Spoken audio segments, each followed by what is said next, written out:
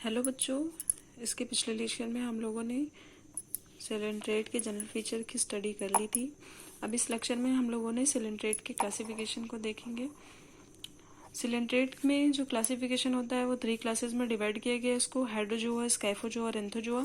Hydrozoa में जितने member आते हैं मैराइन प्लस फ्रेश वाटर होते हैं। स्काइफोजोआ में सारे मेंबर मैराइन होते हैं। एंथोजोआ में भी सारे मेंबर मैराइन होते हैं। हाइड्रोजोआ जो होता है सोलिटरी भी हो सकते हैं, कॉलोनियल मेंबर भी हो सकते हैं। इनमें जो होते हैं सारे सोलिटरी मेंबर होते हैं स्काइफोजोआ में। एंथोजोआ में सोलिटरी मेंबर भी हो सकते हैं, कॉलोनियल मेंबर भी हो सकते हैं। हाइड्रोजोआ के मेंबर में जो सिमेट्री होती है वो रेडियल सिमेट्री होती है। स्काइफोजोआ के मेंबर में भी रेडियल सिमेट्री पाई जाती है। एंथोजोआ के मेंबर में बाई रेडियल सिमेट्री पाई जाती है। हाइड्रोजोआ में सिर्फ पॉलीफॉर्म होता है, स्काइफोजोआ में पॉली प्लस मेडुसा फॉर्म होता है। एंथोजोआ में भी ओनली पॉलीफॉर्म होता है। हाइड्रोजोआ में पॉलिप जो होता है वो डोमिनेंट होता है। स्काइफोजोआ में मेडुसा डोमिनेंट होता है। एंथोजोआ में भी पॉलिप डोमिनेंट होता है।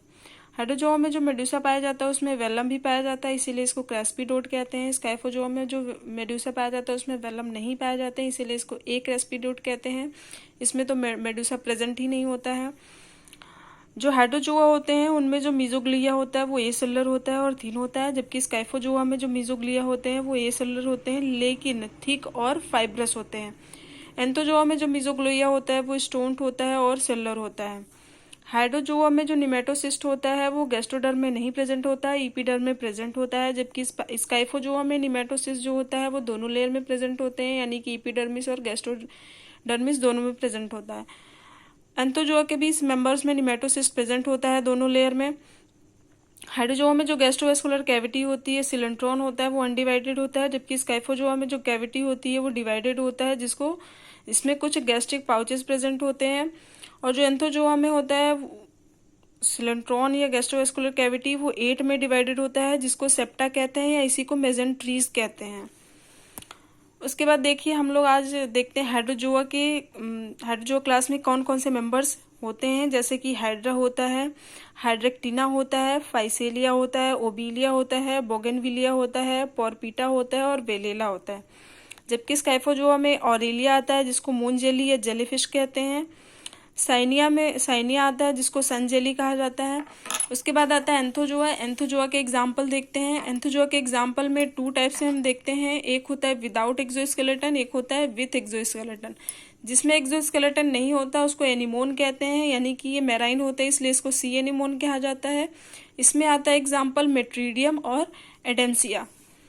जिसमें एक्सोस्केलेटन प्रेजेंट होता है कैल्शियम कार्बोनेट का उनको कोरल्स कहते हैं। इनमें कई मेंबर्स हैं, जैसे कि कोरेलियम जिसको रेड कोरल कहते हैं, हेलियोफोरा जिसको ब्लू कोरल कहते हैं, एंटीपैथी जिसको ब्लैक कोरल कहते हैं, ट्यूबीफोरा जिसको ऑर्गन पाइप कॉलर कहते हैं, गोर्गोनिया जिसको सी फैन कहते हैं, पेंटुला जिसको सी पेन कहते हैं, एस्ट्रिया जिसको स्टार कोरल कहते हैं, टेरोइडी जिसको सी फीदर कहते हैं, फंजिया जिसको मशरूम कोरल कहते हैं, एनेंड्रीना जिसको ब्लैक कोरल कहते हैं, रेनीला जिसको सी पैंसी कहा जाता है।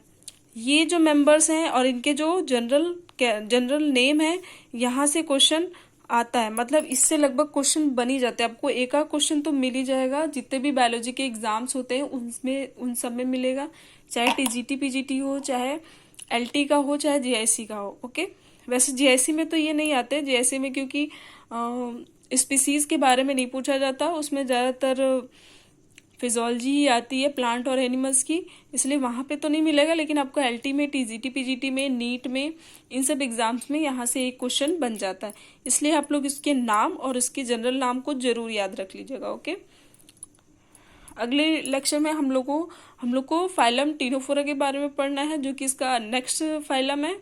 तो इसको हम यहीं पे स्टॉप करते हैं इस वीडियो को। Okay, thank you.